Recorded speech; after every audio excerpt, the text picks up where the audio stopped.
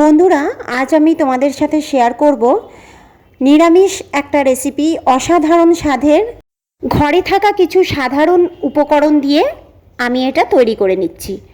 পুজোর দিনে কিংবা নিরামিষের দিনে ভাত, রুটি, পরোটা, রাইস সব কিছুর সাথে খেতে কিন্তু দারুণ লাগে। নমস্কার বন্ধুরা, আশা করি সবাই খুব ভালো আছো। চলো দেখে নিই আজকের এই অসাধারণ স্বাদের নিরামিষ রেসিপিটা।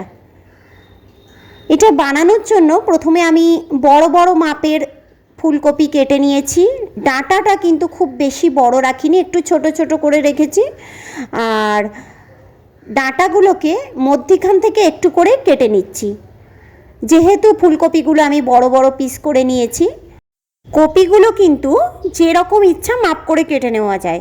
আমি এখানে একটু বড় মাপের কেটে নিচ্ছি, দেখতে ভালো লাগে বলে।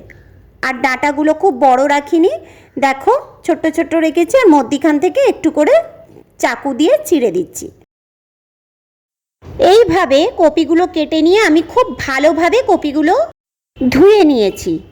এরপর আমি গরম জল বসিয়ে তাতে দিয়ে দিয়েছি পরিমাণ মতো নুন, হাফ টিস্পুন নুন দিয়ে কপিগুলো ছেড়ে দিচ্ছি।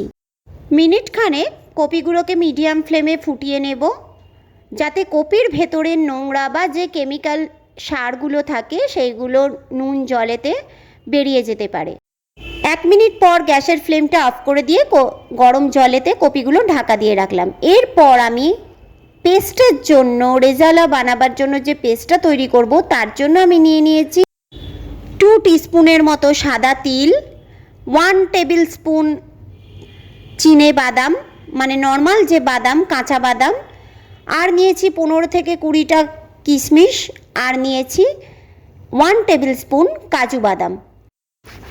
এই শুকনো উপকরণগুলোকে আমি খুব ভালোভাবে ধুয়ে নিয়ে মিক্সির বাটির মধ্যে নিয়ে নিয়েছি। তাতে নিয়ে নিচ্ছি 2টো ছোটো এলাচ, আর নিয়ে নিচ্ছি 3 টেবিল স্পুনের মতো টক দই। এরপর নিয়ে নিচ্ছি কিছু কুচনো আদাগুলোকে ছোট ছোট করে নিয়েছি যাতে পেস্ট হতে সুবিধা হয়। নিয়ে সমস্ত উপকরণগুলোর একটা ঘন ফাইন পেস্ট আমি তৈরি করে নিয়েছি। এরপর কপিগুলো যে ভেজানো ছিল গরম জলেতে, এবার কপিগুলোকে জল থেকে খুব ভালোভাবে ছেঁকে নেব। এরপর বসিয়ে দিয়েছি কড়াই নিয়ে নিচ্ছি আমি ভেজিটেবল অয়েল। এখানে সরষের তেলও ব্যবহার করা যায়। তেল গরম হলে আমি কপিগুলোকে লাল লাল করে ভেজে নেব। চেষ্টা করব যাতে প্রত্যেকটা কপি বেশ সুন্দরভাবে লাল লাল করে ভাজা হয়। মিডিয়াম ফ্লেমে আমি কপিগুলোকে ভেজে নিচ্ছি।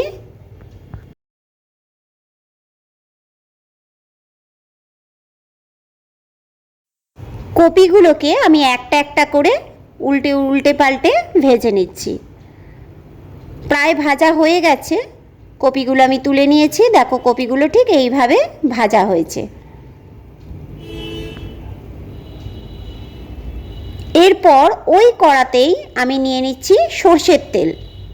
তেল গরম হয়ে গেলে তেলের মধ্যে দিয়ে দিচ্ছি ফোড়ন। তার জন্য প্রথমে দিলাম দারচিনি, তারপর দিচ্ছি জয়িত্রীর ফুল না থাকলেও কোনো অসুবিধা নেই। দিয়ে দিচ্ছি গোটা জিরে, আর দিয়ে দিচ্ছি একটা তেজপাতা। এরপর দিয়ে দিচ্ছি 4-5টা লবঙ্গ দিয়ে এবার ফোড়নটা একটু নাড়াচাড়া করে নিচ্ছি।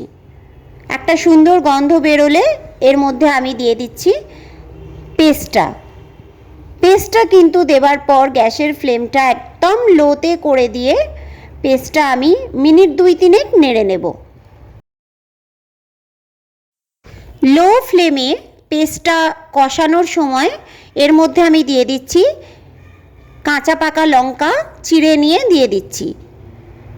আমি এখানে লঙ্কাগুলো যেহেতু খুব ঝাল তাই জন্য আমি 3টে লঙ্কা দিলাম। এখানে কিন্তু চাইলে ফোড়নের মধ্যেও কিন্তু শুকনো লঙ্কা ব্যবহার করা যেতে পারে। আমি শুকনো লঙ্কা এখানে ব্যবহার করলাম না। পেস্টটা 2 থেকে 3 মিনিট কষানোর পর দিয়ে দিচ্ছি কিছু গুঁড়ো মশলা। দিয়ে দিলাম হাফ টিস্পুন গোলমরিচের গুঁড়ো, হাফ টিস্পুন কাশ্মীরি লাল লঙ্কা গুঁড়ো, আর দিয়ে দিলাম সামান্য পরিমাণে জিরে গুঁড়ো। দিয়ে এবার আমি মশলাগুলো কষাতে থাকবো। একদম লো ফ্লেমেই কিন্তু এখানে কষাচ্ছি আমি। আর দিয়ে দিচ্ছি পরিমাণ মতো নুন। এরপর দিয়ে দিচ্ছি স্বাদ অনুযায়ী চিনি।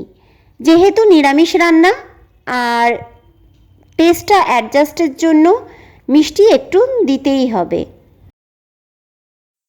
মশলাগুলো কষাতে কষাতে দিয়ে দিলাম পেস্ট ধোয়া জল সামান্য পরিমাণে, দিয়ে মিনিট খানেক আমি আরও লো ফ্লেমেই মিনিট খানেক কষিয়ে নিচ্ছি। মশলাটা ভালোভাবে কষানো হয়ে গেছে। এবার আমি দিয়ে দিচ্ছি ভেজে রাখা ফুলকপিগুলো। ফুলকপি দিয়ে মশলাটা আমি মিডিয়াম ফ্লেমে প্রায় 2 থেকে 3 মিনিট মশলার সাথে কষিয়ে নিচ্ছি। বন্ধুরা, যে কোনো রান্নায় শুকনো লঙ্কার পরিবর্তে কাঁচা লঙ্কা দিলে স্বাদটা কিন্তু অনেকটাই বেশি ভালো লাগে, এটা আমার মনে হয়। আর এখানে ফুলকপিটা একদম কষানো হয়ে গেছে। প্রায় 2 থেকে 3 মিনিট কষিয়ে নেবার পর দিয়ে দিচ্ছি গরম জল। আমি এখানে জলটা একটু বেশি পরিমাণে দিচ্ছি, কাইটা একটু বেশি রাখতে চাই। এখানে তোমরা যে পরিমাণে কাই পছন্দ করবে সেই রকমই জল দিতে পারো। এবার আমি মিনিট 5 মিডিয়াম টু হাই ফ্লেমে ঢাকা চাপা দিয়ে কপিটা সেদ্ধ করে নেব।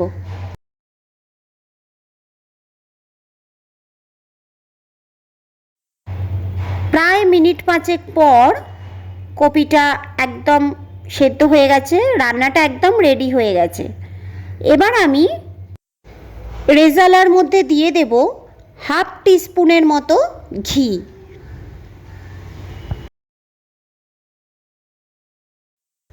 আর দিয়ে দেব হোমমেড গরম মশলা, যেটা আমি আগেই আমার চ্যানেলে আপলোড করে দিয়েছি। সেই মশলাটা আমি দিয়ে দিলাম হাফ টিস্পুনের মতো। দিয়ে এবার তরকারিটা ভালোভাবে মিশিয়ে নিয়ে গ্যাসের ফ্লেমটা অফ করে দেব। বন্ধুরা, তোমাদের কাছে যদি এই মশলাটা না থাকে তাহলে গরম মশলা তার সাথে কেশরি মেথি অ্যাড করতে পারো নাবানোর সময়। দেখো আমার রান্না একদম রেডি। দেখো কত সহজেই হয়ে গেল। খুব কম উপকরণ দিয়ে তৈরি এই নিরামিষ রান্নাটা যদি তোমাদের ভালো লেগে থাকে তাহলে বাড়িতে প্লিজ ট্রাই করো। এই রান্নাটার স্বাদ আর গন্ধ দুটোই কিন্তু অসাধারণ। এই প্রসেসে তোমরা রান্না করে দেখো, আশা করছি সবার খুব ভালো লাগবে। তো আজকের মতন টাটা।